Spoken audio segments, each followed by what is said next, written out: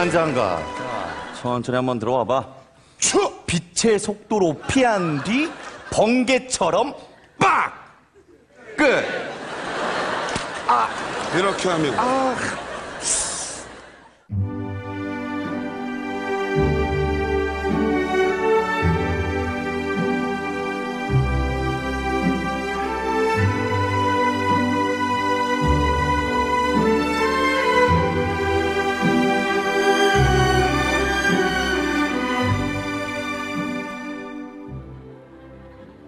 유단자들인가 크리스천들인가? 여러분 재밌게 보셨습니까? 우리가 이 코미디 프로그램을 보면서 그냥 마냥 웃을 수만은 없는 이유가 있죠. 진짜 싸움은 하나도 못하면서 그냥 입으로 허세로 큰 소리를 치는 이 조폭들의 모습이 어쩌면 오늘 우리들의 모습은 아니 나의 모습은 아닐까라는 불안한 생각이 들기 때문입니다. 우리가 우리 스스로 하나님의 사람이다. 여러분, 하나님의 사람은 누구입니까? 하나님께서 축복하신 세상을 정복하고 땅을 다스리고 온 땅을 충만하게 채우며 생육하고 번성할 하나님의 축복을 가진 사람들임에도 불구하고 사실 막상 세상 앞에서는 약해지고 쓰러지기 일수인 우리들의 모습을 볼 때마다 정말 우리가 하나님의 사람인가? 라는 생각을 가질 때가 많습니다. 오늘 하나님의 말씀을 통해서 정말 우리가 신앙의 허세가 아닌 진짜 능력으로 세상을 정복하고 다스릴 수 있는 하나님의 사람으로 살아가는 비결을 생각해 보도록 하겠습니다. 오늘 말씀은 사도 바울이 에베소에서 사역할 때 일어난 사건을 우리에게 보여주고 있습니다. 이 말씀 속에서 굉장히 중요한 진리가 담겨 있는데요. 첫 번째로 우리가 깨닫게 되는 것은 신앙은 이론이 아닌 실전이라는 사실입니다. 한번 고백해 볼까요? 신앙은 이론이 아니라 실전이다. 제가 어렸을 때 테니스를 굉장히 좋아한 적이 있습니다. 여러분 테니스 아십니까? T-E-N 테니스. 예, 테니스를 되게 좋아했는데 친구들하고 함께 이른 아침부터 연습을 할 때 제가 사실은 좋아하긴 했지만 잘하지는 못했어요. 좋아한다는 게 항상 잘하는 건 아니잖아요. 그래서 친구들한테 항상 게임을 하거나 그러면 지곤 했습니다. 네, 언젠가 책방에 갔더니 머릿속으로 치는 테니스라고 하는 책이 있더라고요. 거기 테니스의 모든 것이 다 나와 있었습니다. 예. 포핸드 스트로크는 어떻게 하고 백핸드 스트로크는 어떻게 하고 뭐 서비스를 할 때 어떻게 하면 잘 들어가고 뭐 패싱 샷은 뭐고 테니스에 대한 용어를 다 익히고 머릿속으로 이렇게 치면 되고 저렇게 치면 되고 다 공부를 했습니다. 그리고는 그 책을 다 독파하고 난 후에 친구들에게 제일 테니스를 잘 치는 친구에게 한 게임 하자고 도전을 했습니다. 여러분 정말 놀라웠습니다. 정말 열심히 쳤어요. 배운 대로. 근데 게임은 졌습니다. 아무리 머릿속으로 배우고 테니스에 대해서 제가 정통한다고 하더라도 테니스라는 것 그리고 모든 스포츠가 그렇듯이 직접 훈련해보고 직접 실전을 치러보지 않으면 실력은 늘지 않기 때문입니다. 여러분 신앙도 마찬가지입니다. 우리는 신앙을 개념으로 알고 있어요. 이론으로 알고 있습니다. 여기 하나님의 사람이 세상을 이긴다는 사실을 모르는 분 계신가요? 그런데 여러분 세상을 이기고 계십니까? 조그만 유혹에도 우리는 흔들리지 않습니까? 하나님을 믿는다는 것은 나의 연약함을 하나님의 은혜로 덮고 그것을 이겨내고 딛고 일어서는 것이라는 것을 모르는 분이 있습니까? 성령님이 우리 안에 역사하시면 우리가 감당할 수 없는 모든 일들도 우리의 모든 감정적인 연약함도 다 극복할 수 있다라고 외치면 아멘이라고 응답하지 않은 사람이 있습니까? 그런데 여러분 보십시오. 우리의 현실적인 삶 속에서는 우리의 삶의 현장에서는 매일매일 넘어지고 쓰러집니다. 수십 번 다짐하고 또 다짐해도 똑같은 문제가 닥치면 또 넘어지고 또 실패하고 또 주저앉습니다.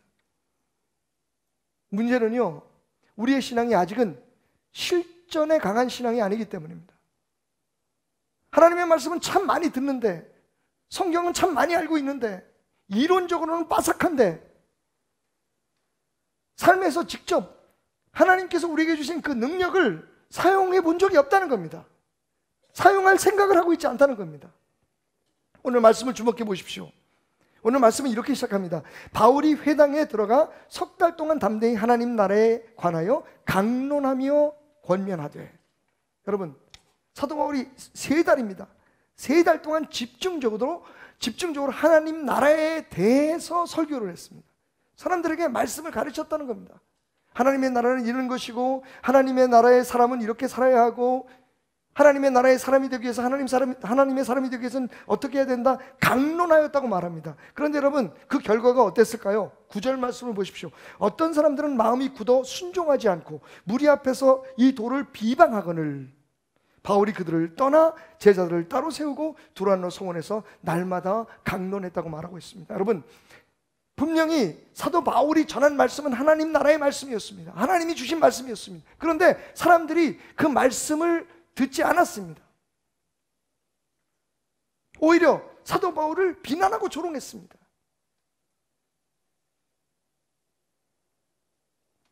이론은, 역사는 힘이 없습니다. 그 말씀이 진리가 아니어서가 아닙니다.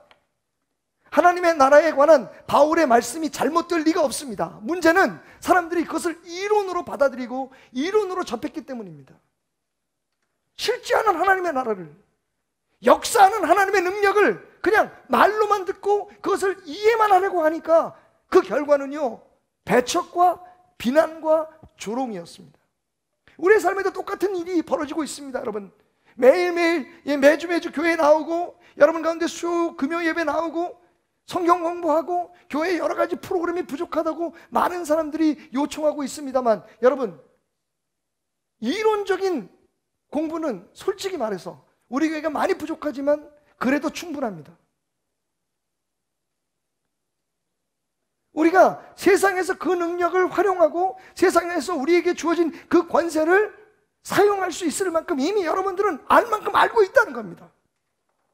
세상에서 승리하고 악한 마귀 사탄을 물리치고 나의 연약함과 부족함을 극복하기 위해서 우리가 알 만큼 우리는 지금 알고 있습니다. 배울 만큼 배웠습니다. 문제는 그것을 사용하고 있지 않기 때문입니다. 여러분은 머릿속으로 하나님의 능력을 배우고 있습니다. 하나님께서 우리에게 주신 권세를 머릿속으로만 생각하고 있습니다.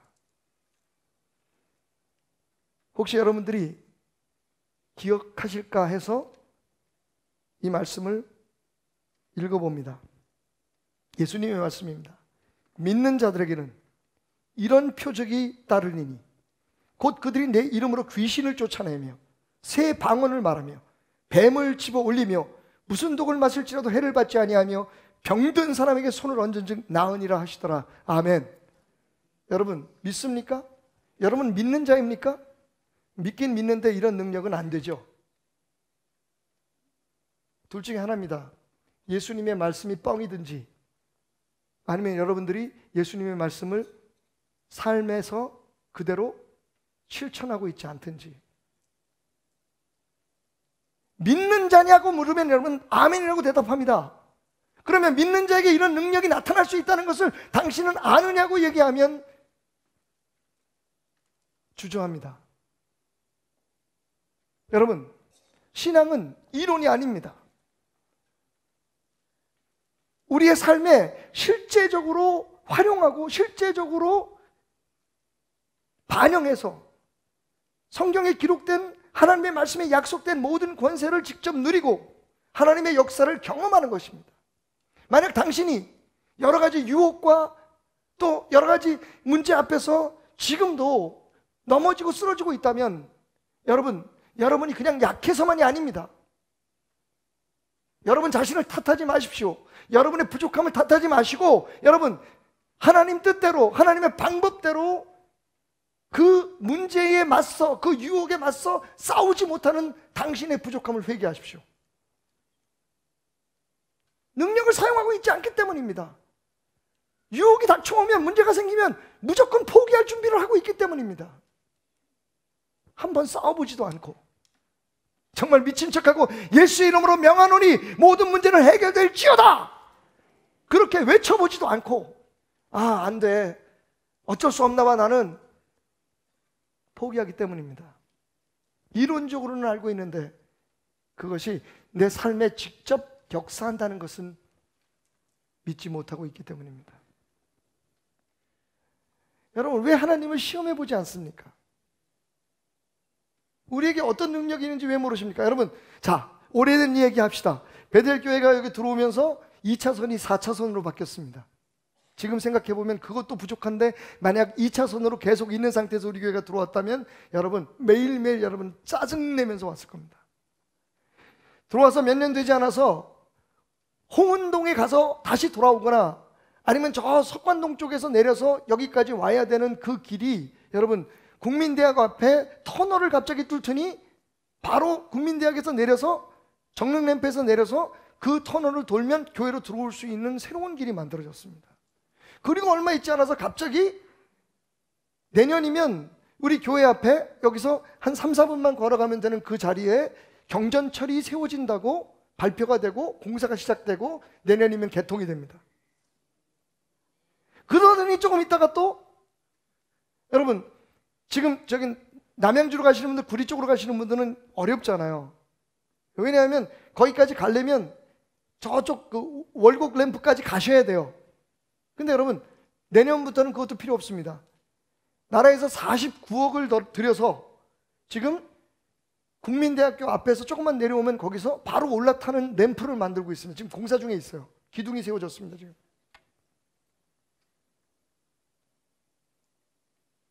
에이, 뭐 베델교회에 비해서 그랬었겠어. 여러분 자유입니다. 근데 이상한 건 있습니다. 이건 우리 교회를 짓기 시작하면서 함께 마음을 모았던 모든 장로님들, 모든 집사님들은 아실 겁니다. 그게 베델교회 때문에 된 건 아닌지 모르겠지만 분명한 건 베델교회를 위해서 된 건 맞습니다. 제가 항상 신방 다니면서 부담 갖는 게 그거거든요. 우리 성도들 너무너무 고마워요. 여러분 차를 5번, 6번 갈아타야 오시는 분들이 계십니다. 근데 주로 그런 분들은 연세 드신 분이죠. 젊은 분들은 차가 있으니까 그래도 근데 차를 타고 와도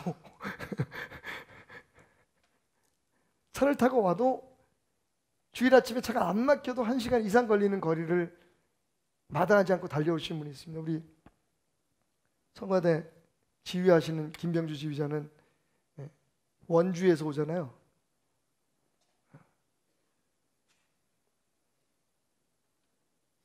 항상 제 바람이 있다면 우리 성도들이 어디에서 오든지 좀 정말 교회 오는 길이 불편해서 은혜가 안 되든지 아유 나 힘들어서 더 이상 그 교회 못 다니겠어 라고 하는 말이 안 나왔으면 하는 것이 제 소원입니다. 그리고 교회 오면 더워서 부채질하면서 아이고 뭐 교회를 왜 이렇게 줬어 이런 불평 그러니까 그런 것들이 오늘도 제가 그래서 사실은 뭐 그냥 넘어갈 수도 있는 거지만 참 성도들한테 미안하고 특별히 이 방송실에서 일하는 분들한테 너무너무 미안해요. 최선을 다하는데도 이게 계속 빵꾸가 나는 거예요. 방법은 간단해요. 교회 안 빌려주면 되거든요. 딱 우리만 쓰면 돼요.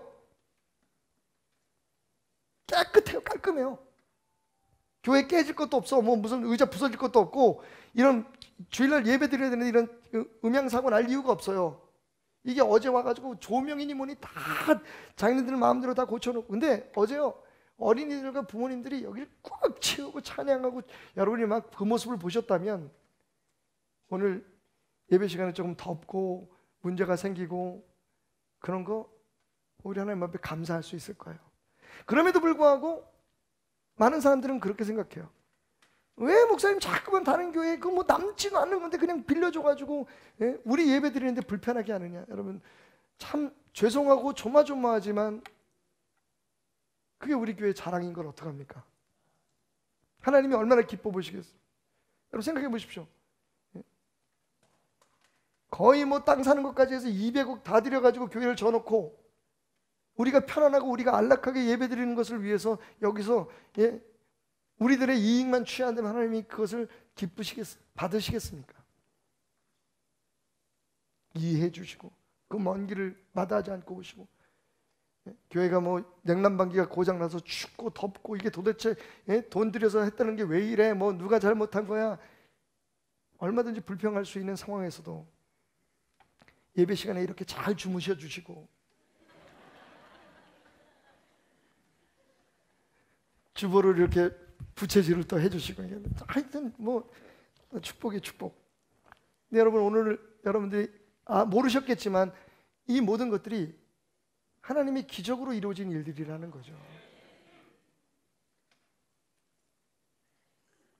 뭐 어떤 목사님들 보니까 뭐 누가 뭐 몇십억씩 가져왔다더라, 뭐 어디 땅을 줬더라, 그런 간증에 비하면 저는 아무것도 아니지만 저는 오늘 제 간증이 너무너무 감사합니다. 여러분, 이 간증은 진실된 간증입니다. 여러분, 부담 가지라고 드리는 말씀이 아니라, 만약 부담을 가지신다면 하나님을 믿어야 하는 부담을 가지십시오. 그렇게 기도해 보셨습니까? 장로님들, 걱정하지 않고 기도해 보셨습니까? 그거 안 돼요 목사님, 그거 어려워요, 돈도 없는데, 말하기 전에 여러분 기도해 보셨습니까? 걱정은 나중에 해도 되는데, 하나님을 우리가 한번 시험해보고 도전해보고 하나님의 능력을 한번 우리가 경험하기 위해서 먼저 질러볼 그런 만하기도 한데, 하나님을 믿는다고 얘기하면서 다 우리의 걱정, 우리의 염려, 근심으로 하나님의 역사하심을 경험할 수 없다면 그건 정말 이론적인 신앙이지 실전의 신앙은 아닙니다. 여러분, 우리 목사님 무슨 얘기하는 거야? 에이, 우리 목사님은 매일 교회 생활만 하니까, 교회 얘기만 하니까 저렇지, 세상에서 사업하면서도 저런 믿음 가질 수 있는지 한번 알아봐. 여러분, 한번 일 바꿔볼까요? 저는 여러분들이 하는 일이 뭔지 모르지만 만약 제가 여러분들이 하는 일을 한다면 똑같이 할 겁니다. 왜? 교회의 하나님은 여러분 사업의 하나님이시기도 하기 때문입니다. 괜히 막 미리 지레 겁먹고, 분명히 하나님의 역사를 위해서, 하나님의 영광을 위해서 돼야 될 일인데 괜히 위축되고 좌절하고 못해, 할 수 없어, 그렇게 하진 않을 거란 말입니다. 교회 안에서는 가장 믿음 있는 사람처럼 큰 소리 치고, 삶의 현장에서는 매일매일 실패하는 그런 가짜 믿음, 짝퉁 믿음의 사람은 되지 않겠다는 겁니다. 사랑하는 여러분, 믿음은 현금 가치가 있는, 실전 능력이 있는, 살아있는 힘입니다. 오늘 사도 바울을 보십시오. 말로 가르쳤더니 안 됐어요. 그런데 어떤 일이 벌어집니까? 여러분, 11절을 보니까 하나님의 바울의 손으로 놀라운 능력을 행하게 하시니, 여러분 결과가 어땠습니까? 17절, 에베소에 사는 유대인과 헬라인들이 다 이 일을 알고 두려워하며 주 예수의 이름을 높이고 믿은 사람들이 많이 와서 자복하여 행한 일을 알리며, 할렐루야. 말로 할 때는 안 되더니 능력이 나타나니까, 할렐루야. 바울을 비난하고 조롱하고 예수가 어디 있느냐, 하나님이 어디 있느냐라고 말하던 사람들이 그 앞에 와서 무릎을 꿇고 하나님을 찬양하고 예배하는 역사가 일어났습니다. 할렐루야. 여러분, 왜 우리는 전도가 안 됩니까? 왜 우리는 우리의 사역에, 우리의 삶에 하나님의 능력을 경험하지 못합니까? 매일 말로만 하기 때문입니다.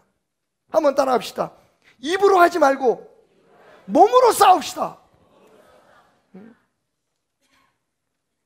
우리의 신앙이 이론이 아니고 실전이듯이, 그래서 입으로 싸워서는 안 됩니다. 몸으로 싸워야 합니다. 땀과 눈물과 피로 싸워야 된다는 말입니다. 저는 오늘 말씀을 보면서 참 흥미로운 장면을 보게 되는데요. 하나님이 바울의 손으로 놀라운 능력을 행하게 하시니라. 바울이 안수를 했겠죠. 바울이 예수의 이름으로 기적을 선포하니까 막 역사가 일어났습니다. 그런데 그 다음 절이 굉장히 재밌습니다. 12절을 보니까 심지어는요, 바울 자신이 아니라 다른 사람들이 바울의 손수건이나 앞치마를 가져다가 병든 사람 위에 얹고 기도하니까 그 병든 사람이 낫고, 할렐루야, 악귀가 떠나갔다 그랬어요. 할렐루야. 여러분, 능력의 현장에 뭐가 있었습니까? 바울이 직접 있었던 것도 아니에요. 바울이 안수한 것도 아닙니다. 어떤 위대한 좀이 있었거나 어떤 위대한 능력자가 있었던 게 아닙니다. 손수건과 앞치마. 여기 질문이 있습니다, 여러분. 바울이 왜 앞치마를 입었을까요? 1번 중국집에서 일했기 때문에, 2번 애처가여서. 여러분, 이 앞치마는 도대체 뭘까요? 손수건은 또 뭘까요? 거기 비밀이 있습니다. 여러분, 손수건은요, 사도 바울은 성도들에게 피해를 주지 않기 위해서, 어찌하든지 성도들에게 복음 전파하는데 방해가 되지 않기 위해서 낮에는 자기가 일을 하고 밤에는 복음을 전도했습니다. 밤에는 사역을 하고 낮에는 돈을 벌어서 자기의 생계를 스스로 책임졌다는 거죠. 그러다 보니까 무슨 일을 했냐면 천막 만드는 일을 했어요. 땀이 나니까 머리에 수건을 두르고 일을 하기 위해서 작업복을 입은 앞치마입니다. 그게 다시 말하면 바울이 일하고 있을 때 바울의 손수건을 벗기고 바울이 입고 있던 이 작업복 앞치마를 끌어와가지고 그걸 갖다가 아픈 사람 위에다 덮고 기도를 했다는 거예요. 그랬더니 병이 낫고 귀신 들린 자에게 업고 기도를 했더니 귀신들이 막 쫓아나가는 역사가 나타났다는 겁니다. 왜 그랬을까 한번 생각해 보셨습니까, 여러분? 바울이 그만큼 바빴던 거죠. 바울이 자기 직접 몸으로 갈 수가 없었어요. 일하기 위해서 그랬는지 아니면 다른 데서 사역을 하기 때문에 그랬는지, 어쨌든 바울이 몸 하나 가지고는 감당할 수 없을 만큼 역사들이 나타나기 시작했습니다. 그러니까 어쩔 수 없이 사람들은 바울이 일할 때에 둘렀던 수건, 바울이 일할 때 입었던 냄새나는 그 작업복을 갖다가 놓고 덮어가지고 기도를 하는데 역사가 나타났다는 거예요. 왜, 여러분?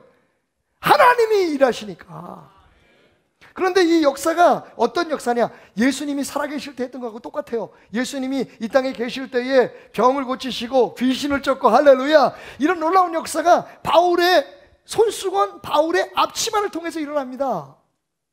바울이 땀 흘리고 바울이 헌신하고.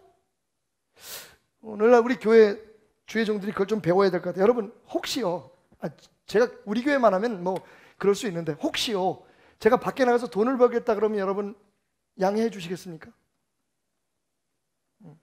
고개 끄덕이는 사람들이 있네. 같이 가자. 무슨 목사님 기도만 하세요. 그럼 먹고 살게 해줘야지. 일할 수 있게 해줘야지. 이제 우리 교회는 잘하고 있지만 지금 한국 교회 문제가 뭐냐면요, 목사들 일 못하게 해요. 목사는 주의 일만 해야 된대요. 기도만 해야 된대요. 가난한 교회 목사들은요, 그래서 목사님 중에, 목사님이 아니라 어떤 목사 중에 어떤 사람들은 지금 피싱하는 거 하다가 걸렸잖아요. 교회에서는 돈을 제대로 안 주고 일은 못하게 하고 어디 주의 종이 밖에 나가서 일하냐는 거예요. 죽으려는 얘기지 뭐.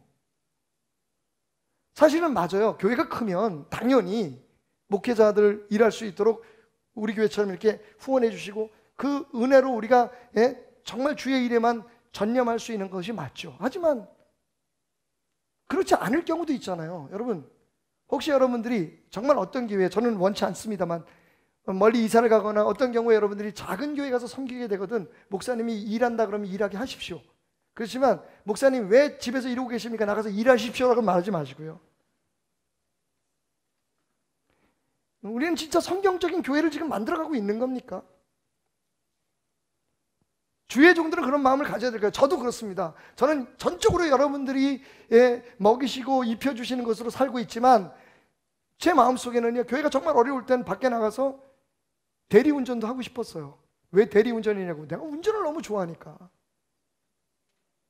그리고 사람 만나는 걸 전 너무 좋아해요. 어머니를 닮아서 그런지 저희 어머님은 엘리베이터에서 사람 만나면 3초 만에 친구를 만드시거든요. 저는 어머님보다는 좀 영역이 부족해가지고 한 5분이면 친구가 됩니다. 제가 여러분 그냥 빈정대고 말씀드리는 게 아니라 진짜 진심을 받아주세요.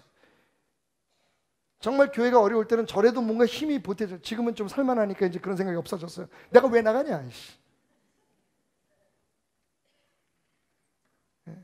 요즘 참 은혜 가운데 하나님이 넘치도록 부어주셔가지고 너무너무 감사합니다.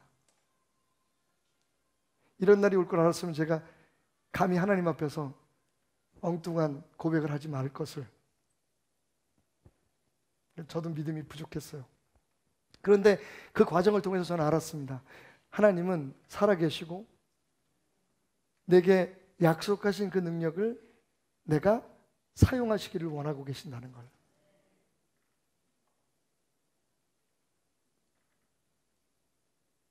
미국의 어떤 예언 사역을 하시는 목사님 말씀하시더라고요. 한국 교회는 구원이 없는 신앙을 이야기하고 예수 없는 교회를 세워가고 있다. 다 우리 지혜, 지식으로 모든 일을 해결하려고 해요. 다 입으로 해결합니다. 문제를 제기하고, 한국 교회 지금 이거 봐, 이거 뭐야 지금 노래. 그런데 여러분, 그러면 정말 하나님의 역사는 예수가 있는 교회를 만들기 위해서 우리가 희생을 해야 되잖아요. 우리가 땀을 흘려야 되잖아요. 하나님의 진짜 영광을 이루기 위해서 우리가 그동안 알아봤던 전통이나 그동안에 그대로 실행해 왔는데 그게 성경과 달랐던 일들이 있으면 우리가 바꿔나가야 되잖아요. 어떤 희생이 있어도. 그렇게 하면 하나님의 역사가 나타나고, 그렇게 하면 하나님의 능력이 나타나고, 당연히 하나님께서 우리에게 주신 원초적인 축복 아닙니까? 너희는 땅을 정복하고 다스리고 충만하고 생육하고 번성하라. 할렐루야. 이걸 믿는 게 신앙이죠. 하나님은 그렇게 말씀하셨지만 에이 우리가 해야지, 그건 신앙이 아닌 거죠. 자, 그래서 다음번 이야기로 넘어갑니다. 그래서 우리가 또 깨달아야 될 게 뭐냐 하면, 하나님을 믿는 사람만으로는 부족하다는 겁니다. 우리가 하나님의 사람이 되어야 됩니다. 한번 따라해 봅시다. 하나님을 믿는 사람으로는 부족하다. 하나님의 사람이 되어야 한다. 여러분, 그 차이를 아시겠습니까? 아마 이 말씀을 들으면 그 차이를 아실 거예요. 야고보 선생님이 하신 말씀입니다. 내가 하나님은 한 분이신 줄을 믿느냐? 잘하는도다. 귀신들도 믿고 떠느니라. 여러분, 귀신도 하나님을 믿습니다. 귀신도 하나님을 압니다. 그런데 귀신은 변하지 않습니다. 귀신은 귀신입니다. 생각나는 조크가 있네요. 얼마 전 TV 뉴스를 듣다가 알게 된 건데, 여러분, 원숭이와 국회의원들의 공통점과 차이점을 아십니까? 대한민국 국회의원과 원숭이의 차이점, 공통점, 그리고 차이점. 예. 공통점은요, 둘 다 웃긴다는 겁니다. 차이점은요, 원숭이는 떨어져도 원숭이지만, 나무에서 떨어져도 원숭이지만, 국회의원은 떨어지면 사람도 아니라는 겁니다.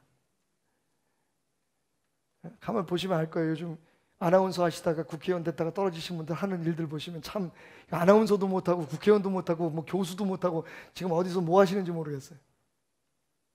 여러분, 귀신이요, 하나님을 압니다.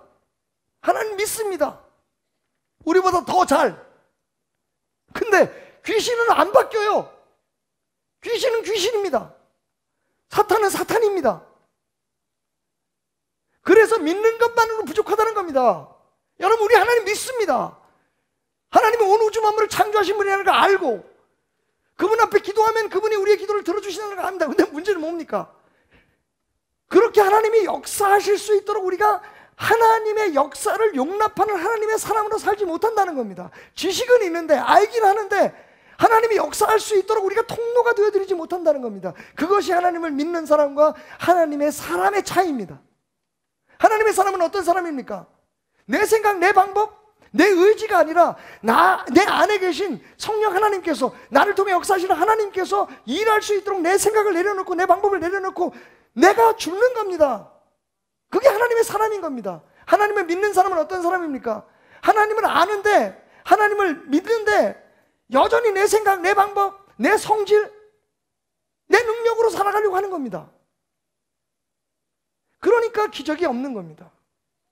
그러니까 우리의 삶에 병을 향해서 외치면 병을 낫거나 뭐 안 될 수도 있겠지만, 여러분, 해는 봐야죠. 그게 하나님의 약속이라는데.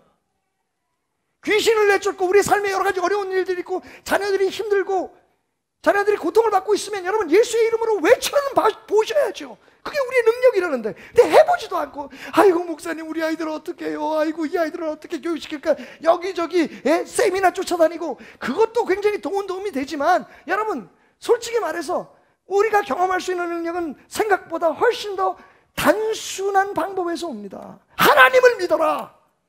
그리고 하나님의 방법대로 살아라. 하나님의 사람이 되어라. 하나님이 거침없이 너희를 통해 역사할 수 있도록 너희의 삶을 거룩하게 하고 하나님의 뜻을 받아들이고 하나님이 역사하실 수 있도록 너를 죽여라. 하나님의 사람이 되어야 됩니다. 오늘 우리들의 질문은 뭔지 아십니까? 우리를 향한 질문은 그겁니다. 여러분은 분명히 하나님 믿습니다. 교회 열심히 나옵니다. 교회 직분자입니다. 그런데 하나님 사람입니까? 하나님이 여러분을 통해서 일할 수 있도록 여러분들이 여러분 자신을 비우셨습니까? 내려놓을 준비가 되어 있습니까? 내 생각, 내 방법이 아니라 믿음으로 살면 된다라고 하는 확실한 신앙의 고백이 있습니까?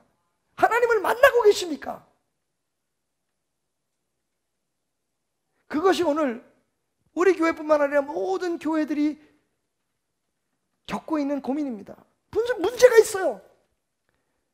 자, 이걸 하나님이 역사하게 하실 건가? 아니면 우리들의 지혜와 능력과 경험과 우리가 세상에서 얻은 여러 가지 방법으로 해결할 것인가? 여러분의 삶도 마찬가지입니다. 만약 여러분의 지혜와 여러분의 방법에 하나님의 도움이 조금만 필요하다면 될 수도 있습니다. 하지만 그건 하나님이 하시는 일이 아닙니다. 정말 하나님의 기적을 보기를 원한다면 우리가 상상할 수 없는, 여러분 오늘 말씀처럼 손수건만 엎어도, 앞치마만 덮어도 하나님의 역사가 나타나고 그 결과로 모든 믿지 않는 사람들이 비난하고 조롱하던 사람들까지 다 예수를 믿고, 할렐루야, 그들이 점을 치고 무당짓을 하던 모든 책들을 막 은 5만 양이나 되는 엄청난 양의 책들을 다 불태우고 하나님 앞에 굴복하는 일, 세상에 하나님 앞에 굴복하고 우리가 하나님의 권세로 세상을 다스리고 정복하는 그 역사를 맛보려면 여러분의 삶의 현장에서, 일터에서, 직장에서, 여러분의 사업체에서, 가정에서 하나님이 살아계신다 라고 하는 고백을 우리가 기적을 통해서, 능력을 통해서 경험하려면 하나님의 사람으로 살아야 한다는 겁니다. 그리스도인이 아닙니다. 집사, 장로가 아닙니다. 그건 아무 소용 없습니다. 하나님을 섬기기 위해서 필요한 것뿐이지, 진짜 필요한 건 여러분, 내가 누구냐? 하나님의 사람이다 대답할 수 있어야 됩니다. 여러분, 여기 말씀을 마지막으로 주목하십시오. 사도 바울이 그런 역사를 나타내니까 돌아다니면서 마술을 행하는 어떤 유대인들이 시험 삼아서 주 예수의 이름을 불러 이렇게 고백합니다. 바울이 한 것과 똑같이 했어요. 뭐라고 얘기하냐면, 내가 바울이 전파하는 예수를 의지하여 너에게 명하노니, 내가 박태남 목사님이 믿는 하나님을 의지하여 내가 명하노니. 여러분 기도 부탁 많이 하시잖아요. 기도 부탁하십시오. 중요합니다. 그런데 여러분이 기도하셔야 돼요. 말씀드렸잖아요. 입으로 안 됩니다. 여러분의 땀이 필요하고 여러분의 눈물이 필요하고 여러분 스스로 기도하고 희생하고 헌신하는 작업이 필요한 거예요. 역사가 안 일어났어요. 근데 그들 중에 어떤 사람이 있었냐면, 유대의 한 제사장 스게와의 7 아들들이 있었다. 여러분, 제사장 아들들이 왜 에베소에 와 있습니까? 이 사람들 지금 예루살렘에 있어야 될 사람들이에요. 제사장의 아들들이면 그들이 제사장이 될 사람들입니다. 그런데 얘네들이 왜 지금 에베소에 왔을까? 둘 중에 하나예요. 가짜거나 아니면 돈 벌러 왔거나. 이 친구들이요, 바울처럼 똑같이 예수 이름으로 막 역사를 합니다. 무슨 일이 벌어졌을까요? 악귀가, 그들 안에 있는 귀신이 이 가짜 사역자들을 향해서 이렇게 얘기합니다. 내가 예수도 알고 바울도 아는데 도대체 너희들은 누구냐? 그리고는요, 그들에게 달려들어가지고 옷을 홀딱 뺏겨가지고 벗은 몸으로 도망치게 만들었습니다. 아주 망신을 준 거죠. 오늘 어쩌면 우리 교회들이 겪고 있는 이 망신이 홀딱 벗겨진 것처럼 우리 안에 모든 치부와 부끄러움이 다 나타나는 이유가 여기 있는지도 모릅니다. 사탄은 우리에게 말합니다. 허세를 부리는 우리들에게 마치, 야, 교인이 이만큼 모이면, 헌금이 이렇게 나오면, 우리 교회 건물이 이렇게 죽으면 우리 교회 짱짱한 거 아니야? 우리 목사님은 박사학위가 몇 개고 대통령하고 친구래. 지역교회에 무슨 국회의원들이나 이런 사람들이 우리 교회 와서 예배드린대. 여러분, 그걸 힘으로 생각하면 우리는 발가벗겨지고 세상 앞에 망신을 당할 수밖에 없습니다. 왜? 사탄은 정확히 우리에게 묻고 있거든요. 너희는 누구냐 도대체? 내가 예수도 알고 바울도 알고 내가 박태남 목사도 아는데 너희는 누구냐라고 묻는다면 여러분 뭐라고 대답하시겠습니까? 여러분, 니들이 무슨 능력이 있느냐? 니네들이 어떤 경험이 있느냐? 니 스펙이 뭐냐? 니네 교회에 헌금이 얼마나 나오느냐? 교인이 몇 명이냐? 그거 안 물어봤다니까요. 뭘 물어봤습니까? 너는 누구냐? 내가 누구인 것이 중요한 겁니다. 내가 하나님의 사람이냐 아니냐가 중요한 겁니다. 네가 베들교에서 뭐냐가 중요한 게 아닙니다. 네가 교회를 1년에 몇 번 나가느냐가 중요한 게 아닙니다. 네가 누구냐 지금. 그래서 너는 누구냐. 하나님의 사람이면 역사가 나타나는 겁니다. 하나님의 사람이면 땀 흘리고 눈물 흘리고 피 흘리면서 주님의 역사가 내 삶 속에 일어나도록 내 성질을 죽이고 내 의지를 죽이고 내 감정을 죽이고 하나님만 나타나게 하소서. 그렇게 사는 그 삶에서 역사가 나타나고 기적이 나타나고 병이 고쳐지고 할렐루야, 상상할 수 없는 일들이 벌어지는 겁니다. 우리의 궁핍함은 돈이 없는 게 아닙니다. 건강이 약한 것이 아닙니다. 하나님을 믿지 않고 있는 것입니다. 하나님과 함께 일하고 있지 않은 것입니다. 토끼와 여우가 어느 날 동네 음식점에서 앉아서 밥을 먹으면서 자연스럽게 그 지역의 약한 동물들의 공공의 적인 사냥꾼들이 키우는 사냥개에 대한 이야기를 하게 되었습니다. 여우가요, 허세를 떨며 말합니다. 야, 사냥개들 나 하나도 안 두려워. 왜? 나는 사냥개들을 정확히 알고 있거든. 그들을 피하는 방법을 알고 있어. 내 말을 잘 들어봐, 토끼야. 사냥개들이 오잖아? 그러면 빨리 달려가서 다락방에 숨어. 걔네들이 가고 난 다음에 다락방에서 내려오면 돼. 첫 번째 방법이다. 두 번째 방법, 번개같이 사냥개보다 먼저 도망가면 돼. 그럼 걔네들 못 따라와. 세 번째 방법, 냇가에 가서 몸을 숨겨. 물속에 들어가. 얘네들은 냄새 맡고 쫓아오거든. 원래 사냥개들이 그래. 물속에 들어가면 얘네들이 냄새를 못 맡아. 지네들끼리 거기서 왔다 갔다 하다가 집으로 돌아가. 그러면 물 밖으로 나오면 돼. 야, 그보다 더 통쾌하고 재밌는 방법 하나 알려줄까? 그게 뭔지 알아? 사냥개들이 달려들면 뒷걸음질을 쳐. 그러다가 그 자리에서 뺑뺑뺑뺑뺑뺑 도는 거야. 그럼 사냥개들이 눈이 빙빙빙빙 돌아가서 거기서 지쳐서 쓰러져. 그러면 도망가면 돼. 토끼가 그 얘기를 듣고, 오, 여우야, 나 너무 부러워. 너 어떻게 사냥개들에 대해서 그렇게 잘하니? 너는 어쩜 그렇게 사냥개를 피하는 방법을 잘 알아? 근데 나는 말이야, 딱 한 가지 방법밖에 몰라. 그게 뭔데? 겁먹은 토끼처럼 죽을 힘을 다해서 도망가는 거야. 이 자식, 그래가지고 어떻게 살겠냐? 바로 그 순간 엉엉 소리가 나면서 사냥개들이 달려들었습니다. 여러분, 토끼는요, 딱 한 가지 방법밖에 몰랐어요. 겁먹은 토끼처럼 죽을 힘을 다해서 깡총깡총 도망갔습니다. 여우는 어떻게 했을까요? 여우는 이 네 가지의 현명한 방법 중에서 내가 물로 뛰어들어가 다락방으로 가, 아니면 여기서 뺑뺑 돌아, 아니면 사냥개보다 더 빨리 돌아가, 아니 두 번째 방법, 세 번째 방법, 사냥개한테 물려가고 말았습니다. 여러분, 오늘 말씀을 마치면서 여러분들에게 드리고 싶은 말씀이 있습니다. 여러분, 인간관계에 어려움 겪으십니까? 물질적으로 어려움을 겪으십니까? 신앙에 문제가 있으신가요? 건강에 문제가 있습니까? 여러분, 딱 한 가지만 기억하십시오. 겁먹은 토끼처럼 하나님 앞에 달려가는 겁니다. 하나님하고의 관계가 바로 되면 성경은 원수도 친구가 되게 해주신다. 하나님께서 말씀하시면 나의 사람이 되면, 내 축복이 흘러가는 사람이 되면 하늘에 신령한 것과 땅에 기름진 것으로 이 땅의 모든 은과 금 다 내 거야. 건강이 걱정되시는 분, 하나님과의 관계가 바로 이루어지면 여러분, 우리는요, 수없이 암에 걸렸다가 살아난 사람들, 불치병에 걸렸다가 예수의 능력으로 살아난 사람들, 여러분, 백혈병에 걸렸다가 하나님의 능력으로 회복된 사람들, 여러분, 그건 남의 이야기로만 듣지 마십시오. 부러워만 하고 있지 마시라는 겁니다. 한 가지만 알면 됩니다. 하나님께로 달려가자. 하나님이 우리에게 주신 능력을 한번 사용해보자. 지난주에 일부 예배 때 한 설교이기 때문에 여러분 못 들으셨겠지만, 누군가 여러분을 망신을 주거든요. 여러분 기죽지 말고 말씀하십시오. 네가 날 뭐라고 해도 난 하나님의 사람이야. 여러분 앞에 정말 힘들고 어려운 일이 있어서 지치거든. 여러분 이렇게 외치십시오. 야, 이거 가지고 쓰러질 내가 아니지. 저는요, 하나님을 믿는다고 얘기하면서, 교회의 장로, 집사, 권사라고 얘기하면서 세상에 잠깐 주는 어려움, 누가 말하는 조그만 수치스러운 말에 쓰러지고 넘어지고 마치 하나님을 알지 못하는 사람처럼 주저하는 사람들을 보면 참 한심합니다.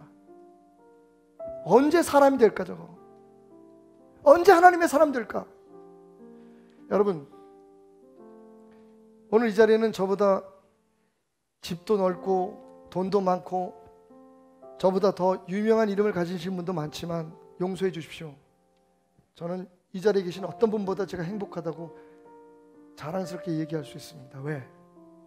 기도하면 돈 주시는 하나님이 계시고, 내가 정말 잘못해서 성도들의 마음이 아플 때에 기도하면 어느덧 그 성도의 상한 마음을 치료해 주시는 하나님이 계시고, 너무 부족해서 어쩔 수 없어서 그냥 책상에 앉아서 눈물만 흘리며 기도하면 꼭 누군가를 보내셔서 응답해 주시는 하나님을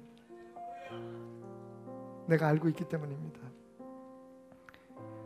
교회에다 다 바친 집에서 저를 쫓아내 보십시오. 교회가 수입이 없으니 담임 목사님 월급부터 줄이겠습니다. 저한테 한 달에 10만 원만 주십시오. 제가 불행해질까요? 저는 압니다. 하나님이 그 이상으로 저를 채워주실 것이라는 걸. 안 그러면 여러분 미쳤습니까? 제가 여러분이 뭐 믿을 거 있다고 집을 교회에다 바칩니까? 모든 걸 다 교회에다 드립니까? 내가 하나님을 믿지 않는다면, 제가 만약 잔머리를 굴리고 야근수를 쓰는 것이 아니라면 여러분, 전 행복합니다. 하나님을 한번 도전해 보십시오. 예. 여러분 성경에서 듣던 얘기들을 한번 해보십시오. 안 되는 건 어쩔 수 없고, 그런데 놀라운 건 여러분 그 믿음을 가지고 한번 병든 자를 향해 손을 얹고 기도하고, 여러분 이건 목사들에게만 주어진 특권이 아닙니다. 믿는 자에게는 이런 능력이 나타날 것이라고 말했습니다. 여러분 맞습니다. 아프면 병원도 가야 하고 약국도 가야 하지만 여러분 하나님을 한번 도전해 보십시오. 하나님의 능력을 한번 실전에서 사용해 보십시오. 사업에 어려운 문제가 있습니까? 가정에 어려운 문제가, 자녀들이 뜻대로 안 되십니까? 하나님을 한번 도전해 보십시오. 하나님을 한번 활용해 보십시오. 그 믿음의 능력으로 세상이 변하는 것을 보게 될 것입니다. 이론이 아닙니다. 여러분 이제부터는 실전입니다. 입으로 싸우지 말고 눈물의 기도와 땀 흘리는 헌신과 피 흘리는 희생으로 도전하십시오. 여러분 하나님을 믿는다고 자랑하지 마십시오. 하나님을 살아내십시오. 하나님이 여러분의 삶에 역사할 수 있도록 여러분의 생각, 여러분의 방법 압니다. 여러분 여러분이 가지고 있는 그 경험과 여러분의 지혜가 얼마나 놀라운 것을. 그런데 여러분 하나님 앞에서는 아무 소용없습니다. 만약 그걸로 할 수 있다면 하나님이 왜 필요합니까? 우리에게 내려놓으십시오. 하나님을 앞세우십시오. 하나님이 역사하도록 하십시오. 여러분 정말 바보 같은 일이지만 미친 척하고 한번 해보십시오. 여러분 상상할 수 없는, 여러분들이 일어나지 않을 것 같았던 일들이 벌어집니다. 2,500만 원이요? 에이 그건 여러분 잊어버리세요. 그냥 내가 너무 고맙고 감사해서 여러분에게 드린 얘기니까 그거 별거 아닙니다. 2,500만 원 뭐 그거 뭐 그거 아무것도 아니에요. 진짜 중요한 건 여러분의 삶에 한 번도 상상해보지 못했던 일들이 일어납니다. 귀신이 쫓겨가고 병마가 낫고 여러분은 기적적인 일이 일어나는, 여러분 가슴을 치고 자기 자신을 탄식하고 한탄만 하지 마시고 진짜 하나님을 시도해 보십시오. 하나님이 역사할 수 있도록 좀 깨끗하게 끊을 거 끊고 자를 거 자르고 하나님이 역사할 수 있도록 한번 금식도 해보고. 언제까지 징징대고 돌아다니겠습니까? 다 쏟아놓으십시오. 하나님을 한번 시도해 보십시오.